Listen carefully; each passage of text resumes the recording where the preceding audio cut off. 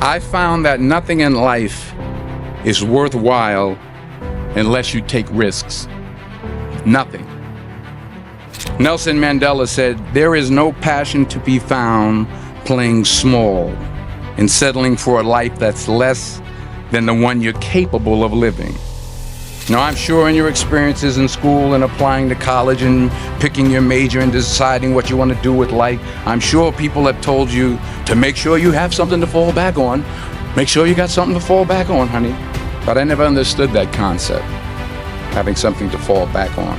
If I'm going to fall, I don't want to fall back on anything except my faith.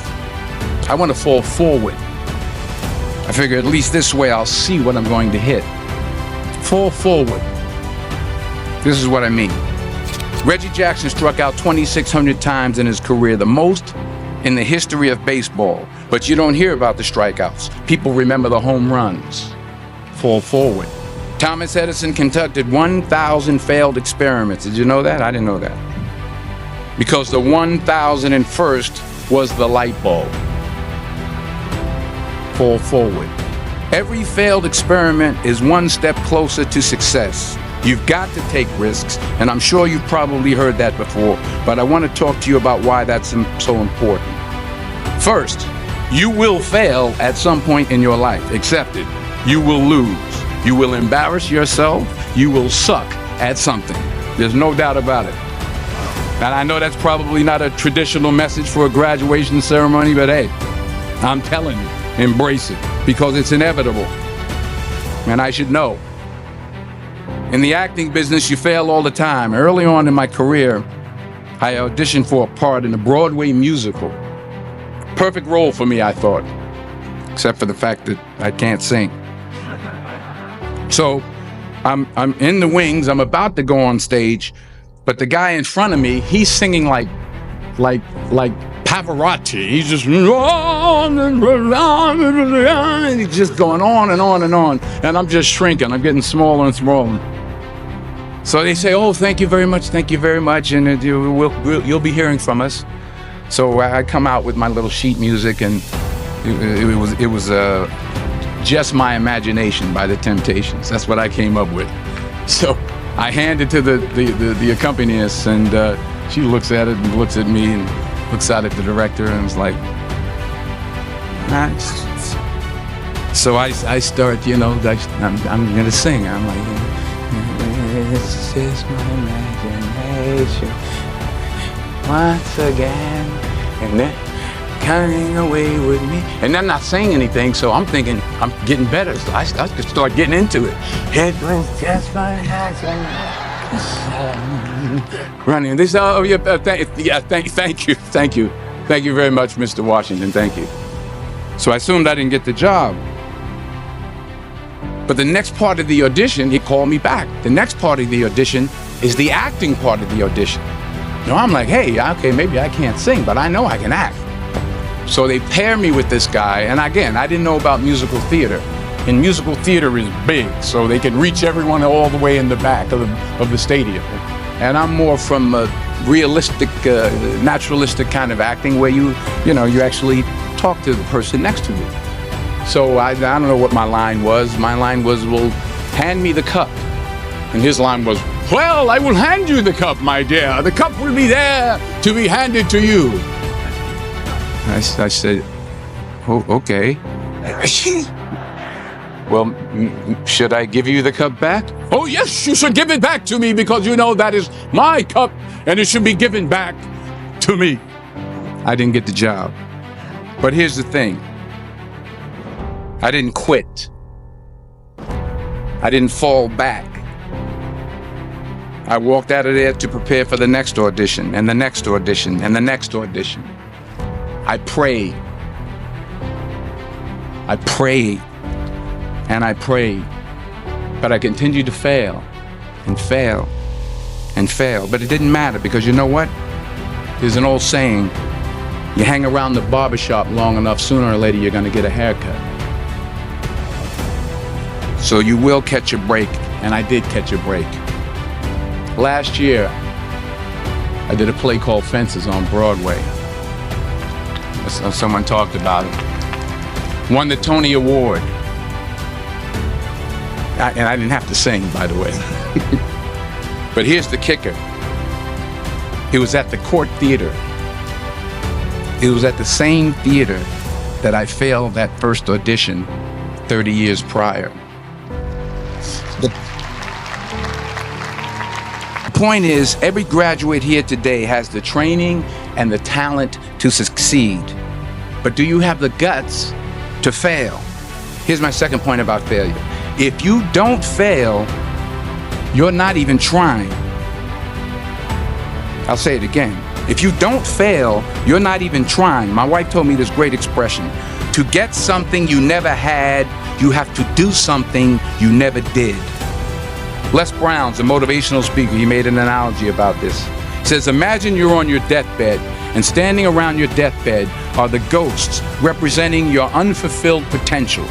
The ghost of the ideas you never acted on. The ghost of the talents you didn't use. And they're standing around your bed, angry, disappointed, and upset. They say, we came to you because you could have brought us to life, they say. And now we have to go to the grave together. So I ask you today, how many ghosts are going to be around your bed when your time comes? You've invested a lot in your education, and people have invested in you. And let me tell you, the world needs your talents, man, does it ever. I just got back from South Africa. It's a beautiful country, but there are places there with terrible poverty that need help. And Africa is just the tip of the iceberg. The Middle East needs your help. Japan needs your help. Alabama needs your help. Tennessee needs your help. Louisiana needs your help. Philadelphia needs your help. The world needs a lot, and we need it from you. We need it from you, the young people, because remember this. So you got to get out there. You got to give it everything you got, whether it's your time, your talent, your prayers, or your treasures. Because remember this, you will never see a U-Haul behind a hearse. I'll say it again. You will never see a U-Haul behind a hearse. You can't take it with you. The Egyptians tried it, and all they got was robbed. So the question is, what are you going to do with what you have? I'm not talking about how much you have. Some of you are business majors, some of you are theologians, nurses, sociologists, some of you have money, some of you have patience, some of you have kindness, some of you have love, some of you have the gift of long suffering, whatever it is, whatever your gift is. What are you going to do with what you have? All right, now here's my last point about failure. Sometimes it's the best way to figure out where you're going. Your life will never be a straight path. I began at Fordham University as a pre-med student. I took a course called cardiac morphogenesis. I still can't say it. Cardiac morphogenesis. I couldn't read it, I couldn't say it, I sure couldn't pass it. So then I decided to go into pre-law, then journalism. And with no academic focus, my grades took off in their own direction. Yeah, down. I was a 1.8 GPA one semester, and the university very politely suggested that it might be better to take some time off. I was 20 years old. I was at my lowest point. And then one day, and I remember the exact day, March 27th, 1975, I was helping my mother in her beauty shop. My mother owned a beauty shop up in Mount Vernon. And there was this older woman who was considered one of the elders in the town. And I didn't know her personally, but I was looking in the mirror, and every time I looked at the mirror, I could see her behind me, and she was staring at me. She just kept looking at me. Every time I looked at her, she kept giving me these strange looks. So she finally took the dryer off her head and she said something I'll never forget. First of all, she said, "Somebody give me a piece of paper. Give me a piece of paper." She said, "Young boy, I have a prophecy, a spiritual prophecy." She said, "You are going to travel the world and speak to millions of people." Now, mind you, I'm 20 years old. I'm flunked out of school. In fact, like a wise ass, I'm thinking to myself, maybe she's got something in that crystal ball about me getting back into school next fall. So when I got back to Fordham that fall, I got in, I changed my major once again for the last time. And in the years that followed, just as that woman prophesied, I have traveled the world and I have spoken to millions of people through my movies.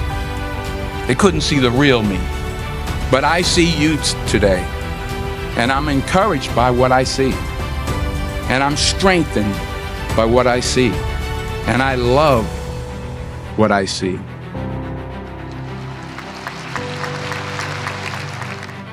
Let me conclude with this one final point, and actually the president kind of brought it up. It has to do with the movie Philadelphia. She stole my material. Many years ago, I did this movie called Philadelphia. We filmed some of the scenes right here on campus.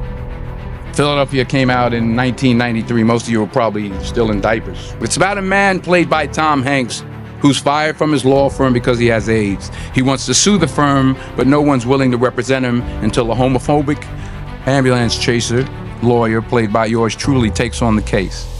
In a way, if you watch the movie, you'll see everything I'm talking about today. You'll see what I mean about taking risk or being willing to fail. Because taking risk is not just about going for a job. It's also about knowing what you know and what you don't know. It's about being open to people and to ideas. In the course of the film, the character I play begins to take small steps, small risks. He very, very, very slowly begins to overcome his fears. And I feel ultimately his heart becomes flooded with love. And I can't think of a better message as we send you off today.